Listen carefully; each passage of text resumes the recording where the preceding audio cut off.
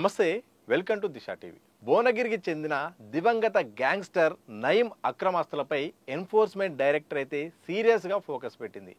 బెదిరించి అలాగే ఒక్కొక్కరి దగ్గర నుండి రిజిస్ట్రేషన్ చేసుకున్నట్టు కూడా ఇప్పటికే గుర్తించి ఆయన పేరు మీద అలాగే వారి కుటుంబ సభ్యుల పేరు మీద ఆయన సన్నిహితుల పేరు మీద మాత్రం చాలా ఆస్తులు అయితే మాత్రం బెదిరించి రిజిస్ట్రేషన్ చేసుకున్నట్టు ఈడీ అధికారులు అయితే గుర్తించారు. ఇప్పటికీ అందుతున్న అధికారిక సమాచారం ప్రకారం మాత్రం 35 చోట్ల మాత్రం ఆస్తులను అయితే ఈడీ అయితే గుర్తించి ఇక వాటిని జప్తు చేయడానికి ఇక రంగం సిద్ధం చేసుకున్నట్టు తెలుస్తోంది. 2016లో పోలీసులు జరిపిన ఎదురు కాల్పులో భాగంగా ఎన్కౌంటర్లో భాగంగా నయీం మరణించారు. ఆ తర్వాత అతని వ్యవహారాలను కూడా బయటకు వచ్చాయి. చాలామంది బాధితులు కూడా బయటకు వచ్చి కూడా మా ఆస్తులను మా భూములను అక్రమంగా బెదిరించి లాక్కున్నారు, మా దగ్గర నుండి లాక్కొని ఇక వాళ్ళ పేరు మీద రిజిస్ట్రేషన్ చేసుకున్నారు, దయచేసి మమ్మల్ని కాపాడండి, మా ఆస్తుల్ని రక్షించండి అని కూడా పెద్ద ఎత్తున కేసులు కూడా నమోదయ్యాయి. ఇక 2020 నుండి కూడా ఇక సిట్ ఏర్పాటు చేయడం, ఆ సిట్ ఏర్పాటు చేసిన నేపథ్యంలో పూర్తి స్థాయిలో ఎక్కడెక్కడ ఏం జరిగింది, నయీం చేసిన అక్రమాలేంటి, బెదిరింపులేంటి, ఎక్కడెక్కడ పాల్పడ్డారు, ఏ ప్రాంతాల్లో నిజంగా ఆస్తులను స్వాధీనం చేసుకున్నారు, ఎక్కడెక్కడ ఎవరి పేర్ల మీద కూడా రిజిస్ట్రేషన్ చేసుకున్నారా దానిపైన కూడా సిట్టు విచారణ చేసింది. ఆ సిట్టు వివరాలను ఈడీ సేకరించి ఇక ఆస్తులపై ప్రధానంగా ఫోకస్ పెట్టింది. ఇక ఈడీ గుర్తించిన దాన్ని బట్టి చూస్తే మాత్రం ప్రధానంగా బెదిరించి అలాగే ఒక్కొక్కరి దగ్గర నుండి బ్లాక్మెయిల్ చేసి ఏదైతే బాధితుల దగ్గర నుండి చాలా వరకు ఆ భూములను ఆస్తులను కూడా తన కుటుంబ సభ్యులపైన అలాగే తన సన్నిహితులకు అలాగే ఇంట్లో పనిచేసిన వారిపైన కూడా రిజిస్టర్ చేసినట్టు కూడా ఇక ఈడీ అధికారులు అయితే గుర్తించారు. ఇందులో భాగంగా దీనిపైన ఇక విచారణ సీరియస్గా చేపట్టిన ఈడీ ఇక వారికి నోటీసులు కూడా పంపించారు. నోటీసులు పంపించినప్పటికీ ఇక ఆ సంబంధించిన ఎవరైతే నోటీసులు అందుకున్నారో వాళ్ళ నుండి రెస్పాన్స్ సరిగా రాకపోవడం, ఎంత ప్రయత్నించినా కానీ వాళ్ళు దానిపైన కూడా వివరణ ఇవ్వకపోవడం, ఈ నేపథ్యంలో కూడా ఇక వాళ్ళపై నాన్ బెయిలబుల్ కేసులు కూడా నమోదు చేయాలని కూడా ఇప్పటికే కోర్టునైతే ఈడీ ఆదేశించింది. ఇక కోర్టుకు తెలిపిన నేపథ్యంలో మరి కోర్టు ఈ విషయంలో ఏ నిర్ణయం తీసుకుంటుందో తెలియాల్సిన అవసరం ఉంది. ఇప్పటి వరకు 35 సంబంధించిన ఆస్తులను సేకరించింది. మరికొద్ది రోజుల్లో ఇక చాలా వరకు కూడా ఆస్తులను కూడా దొరకబట్టే అవకాశం కూడా తెలుస్తుంది. ఇక ఈడీ కూడా బినామీ చట్టాన్ని అయితే ఉపయోగించి ఆ ఆస్తులను జప్తు చేయడానికి అన్ని రకాలుగా సిద్ధం చేసుకున్నట్టు తెలుస్తోంది. ఇప్పటికే వివరాలు సేకరించారు. ఆధారాల వారీగా వాళ్ళ యొక్క అభిప్రాయాల వారీగా బాధితులు చెప్తున్న దానికి అప్పుడు జరిగిన దానికి సంబంధించిన అన్ని వివరాలు సేకరించి ఇక జప్తు చేస్తే బాగుంటుంది, జప్తు చేస్తే ఒక నిర్ణయానికి వచ్చినట్టు తెలుస్తోంది. ఇక చాలా వార్తలు ఉన్నాయి. చాలా వందల కొద్ది ఎకరాలను కూడా మొత్తం తీసుకున్నారు, బెదిరింపులు చేసుకున్నారు.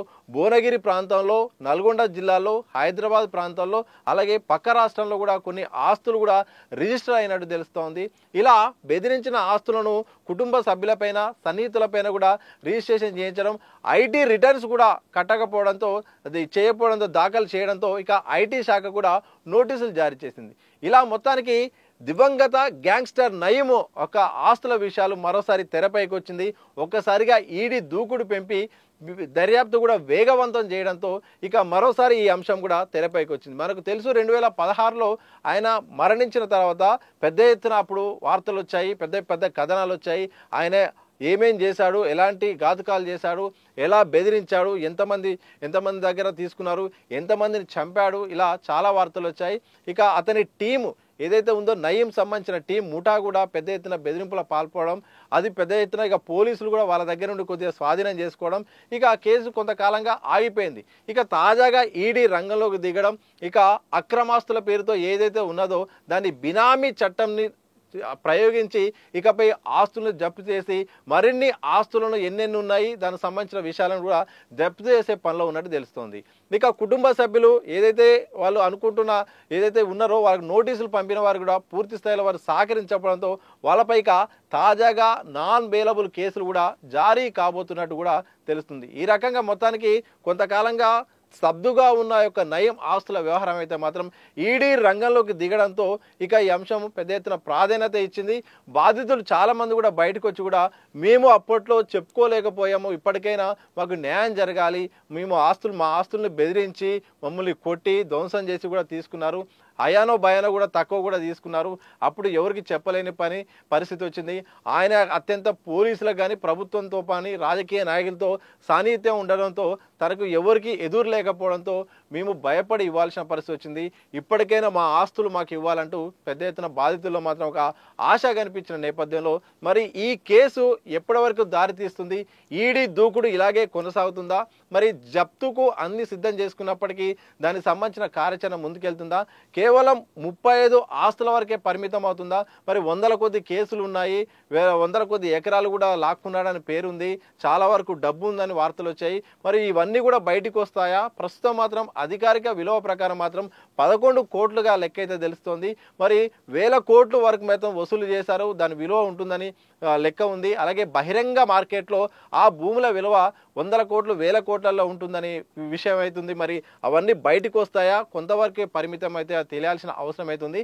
ఏదేమైనప్పటికీ మరోసారి మొత్తానికి ఈ నయీం సంబంధించిన గ్యాంగ్స్టర్ అలాగే వాళ్ళ టీము చేసిన అరాచకాలు అక్రమాస్తుల విషయంలో ఈడీ దర్యాప్తు వేగం పెంచడంతో ఈ అంశానికి అత్యంత ప్రాధాన్యత దొరుకుతుంది. మరి ఈ కేసు ఎక్కడి వరకు దారితీస్తుంది? ఎన్ని ఆస్తులు మరి స్వాధీనం చేసుకుంటుంది? మరి స్వాధీనం చేసుకున్న ప్రచారం వరకే అవుతుందా, లేకపోతే దీన్ని పూర్తి స్థాయిలో విచారణ కొనసాగుతుందా, లేకపోతే మధ్యలో అవుతుందా అయితే తెలియాల్సిన అవసరం అయితే ఉంది. మొత్తానికి మాత్రం మరోసారి ఈడీ రంగంలోకి దిగడంతో ఇక నయీం సంబంధించిన ఆస్తుల విషయం మాత్రం తెరపైకి మాత్రం పెద్ద ఎత్తున మాత్రం వార్తలు వినిపిస్తున్నాయి.